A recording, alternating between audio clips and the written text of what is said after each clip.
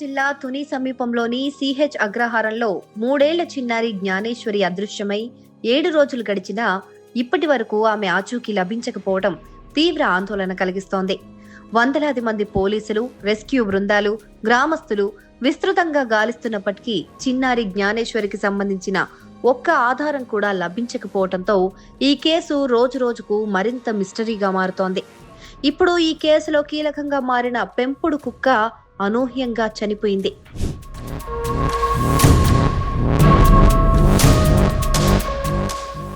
జ్ఞానేశ్వరి ఆచూకీ కనిపెట్టేందుకు తీవ్రంగా శ్రమిస్తున్న పోలీసులు పెంపుడు కుక్కకు జీపీఎస్ ట్రాకర్ కూడా అమర్చిన సంగతి తెలిసిందే. హైదరాబాద్ నుంచి జీపీఎస్ ట్రాకర్ తెప్పించి కుక్కకు అమర్చిన పోలీసులు దీని సాయంతో పాప జాడ కనిపెట్టాలని భావించారు. అయితే సుమారు 80 నిమిషాల పాటు వివిధ ప్రాంతాల్లో ఈ కుక్క సంచరించింది. దాదాపు 8 కిలోమీటర్ల మేర దూరం తిరిగిన తర్వాత ఇంటి వద్దకు చేరుకుంది. ఆ తర్వాత ఒక్కసారిగా కుప్పకూలి చనిపోయింది.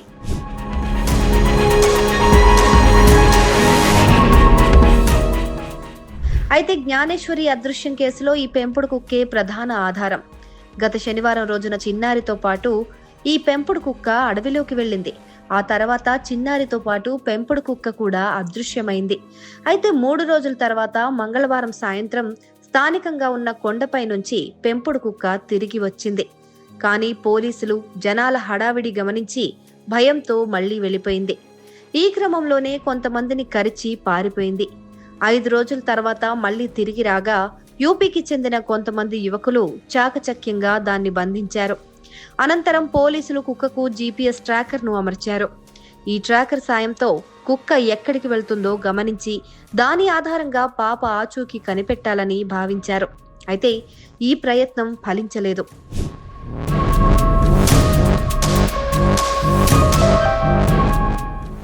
దొండవాక పంచాయతీ పరిధిలోని సిహెచ్ అగ్రహారంలో ఉన్న పామాయిల్ తోటలో కుటుంబ సభ్యులతో కలిసి ఉంటున్న జ్ఞానేశ్వరి ఆడుకుంటూ ఉండగా ఒక్కసారిగా కనిపించకుండా పోయింది.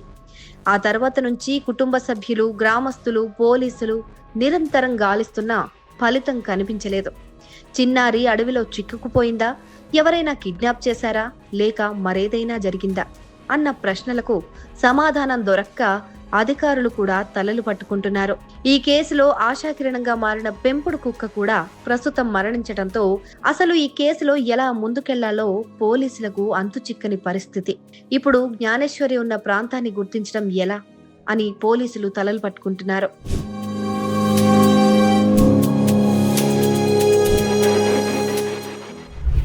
ఈ నెల 6వ తారీఖున తుని రూరల్ పోలీస్ స్టేషన్ పరిధి దొండవాక హెల్మెట్ అయిన సిహెచ్ అగ్రహారం గ్రామంలో అమ్మిరెడ్డి గారు 50 ఎకరాల పామాయిల్ తోటలో తోటమాలిగా పనిచేస్తున్న శుంకర గణేష్ వారి దంపతుల 2 సంవత్సరాల ఆడపిల్ల ఆ రోజు మధ్యాహ్నం 12 గంటలకి తోటలో ఆడుకుంటూ వాళ్ళ పెంపుడు కుక్కతో పాటు అదృశ్యం అవడం, దానిపై తుని రూరల్ పోలీస్ స్టేషన్లో గర్ల్ మిస్సింగ్ కేసుగా నమోదు చేసి ఆ దర్యాప్తు భాగంగా ఆ రోజు నుండి మా కాకినాడ ఎస్పీ శ్రీ బిందు మాధవ్ గారి ఆదేశాల మేరకు సెర్చింగ్ ఆపరేషన్ స్టార్ట్ చేశాం.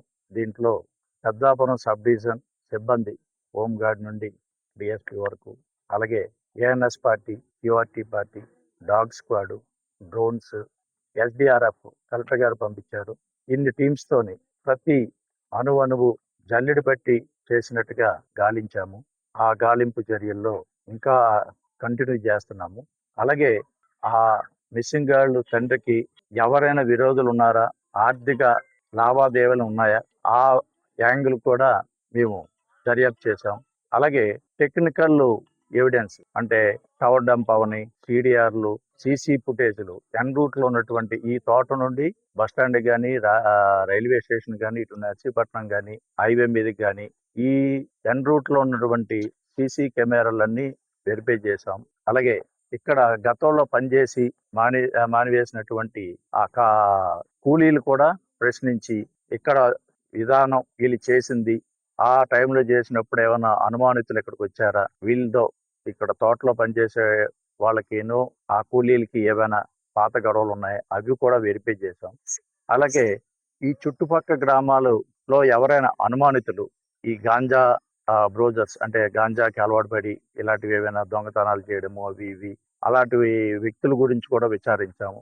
అన్ని ఆల్ యాంగిల్స్ లోని ఇవాళ ఏడో రోజు ఇది పాప మిస్ అయ్యి కంటిన్యూస్ గా డే అండ్ నైట్ కంటిన్యూస్ గా జ్ఞానేశ్వరి కుటుంబం నివసిస్తున్న ప్రాంతం చుట్టూ దాదాపు 50 ఎకరాల విస్తీర్ణంలో పామాయిల్ తోటలు ఉన్నాయి. ఆ తర్వాత వెంటనే కొండ ప్రాంతం, దట్టమైన అడవి ప్రారంభమవుతుంది. చిన్నారి కోసం ఇప్పటికే అనేక కిలోమీటర్ల పరిధిలో గాలింపు చర్యలు చేపట్టారు. దట్టమైన పొదలు, లోతైన నేలబావులు, చెరువులు, గుంతలు అన్నింటినీ పరిశీలించారు. డ్రోన్ కెమెరాల సాయంతో అణువణువు జల్లెడపట్టారు. చిన్నారి అదృశ్యమైన మరుసటి రోజే కొండ ప్రాంతాల్లో భారీ వర్షాలు కురవటంతో మట్టి పెళ్లలు విరిగిపోయిన ప్రాంతాల్లో కూడా ప్రత్యేకంగా సెర్చ్ ఆపరేషన్ నిర్వహించారు. అయినప్పటికీ ఇప్పటి వరకు ఎలాంటి క్లూస్ లభించలేదు.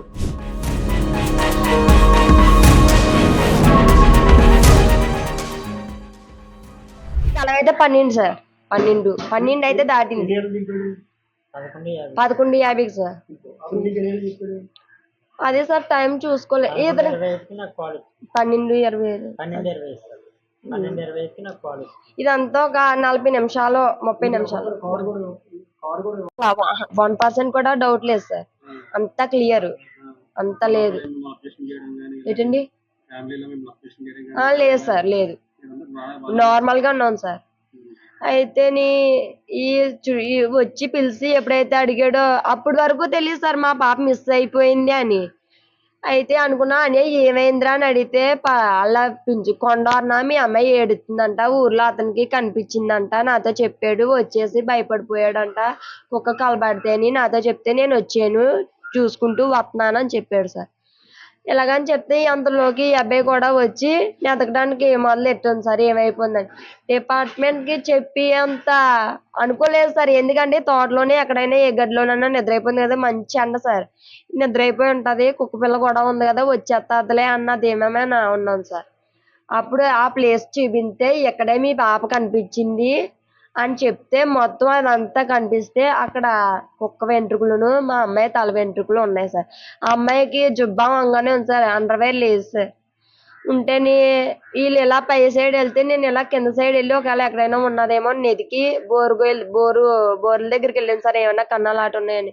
ఏమీ లేదు సార్, అలా ఉన్నాయి అలాగే ఉన్నాయి, మొత్తం చూసాను సార్. మరి ఈ మధ్యలో ఏం జరిగిందో తెలియదు సార్.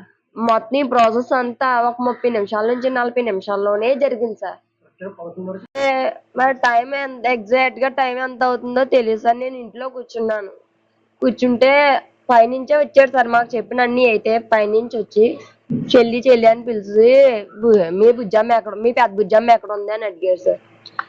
వాళ్ళ నా దగ్గర ఉందన్య కొత్తపల్లి కోచర్ దగ్గర వెళ్ళారు అన్య అన్నాను.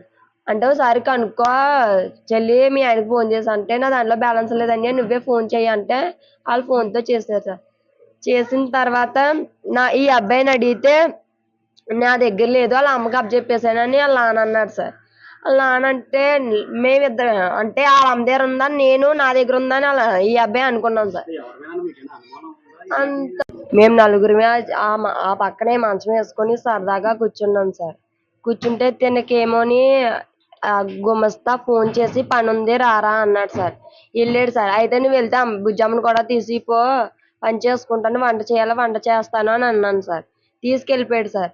తీసుకెళ్ళిపోయేటప్పుడు నేను ఇంటికాడ పని చేసుకున్నాను సార్. మళ్ళీ వీళ్ళు రిటర్న్ వచ్చేటప్పుడు నేను చిన్న అమ్మాయికి స్నానం చేపిస్తున్నాను సార్.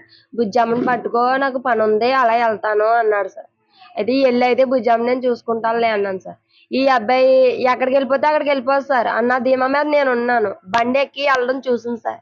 అయితే వెళ్ళిపోతున్నాను నాన్న అనుకుంటూ వెళ్ళిపోయింది సార్. వెనకాల కుక్క పిల్ల కూడా ఒకటి ఉంది.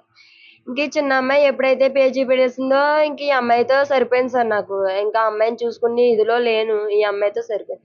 నేను అనుకున్నాను ఇంకెక్కడున్నా అబ్బాయి దగ్గరే ఉన్నది కదా, ఇంకా ఎప్పుడు ఉంటుంది కదా, ఏమైపోద్ది అన్న ఇదిలో ఉన్నాను సార్.